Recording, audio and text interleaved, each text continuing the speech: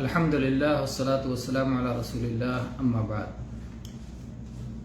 اگر آدمی کسی مجلس میں بیٹھے تو اس مجلس سے اٹھنے سے پہلے دو عمل اگر نہ کر سکا تو یہ مجلس اس کے لیے قیامت کے دن باعث حسرت و افسوس ہوگی۔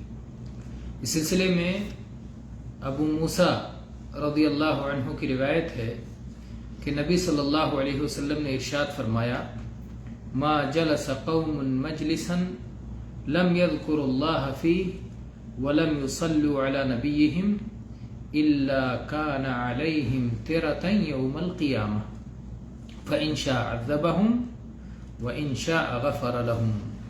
یہ سنن ترمذی کی حدیث ہے 3380 نمبر پر، اور علامہ البانی رحمہ اللہ نے صحیح الجامع میں اس کی تصحیح کی ہے 5607 نمبر پر، کہ جب کچھ لوگ کسی مجلس میں بیٹھتے ہیں اور اس میں اللہ کو یاد نہیں کرتے اور اللہ کے نبی صلی اللہ علیہ وسلم پر درود نہیں بھیجتے، تو یہ مجلس ان کے لیے قیامت کے دن حسرت و افسوس کا باعث ہوگی۔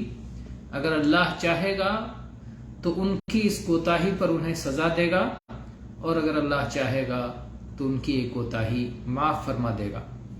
تو اس لیے کوئی بھی مجلس ہو، ہمیں اس میں اللہ کو یاد کرنا اور اس کے نبی صلی اللہ علیہ وسلم پر درود بھیجنا چاہیے۔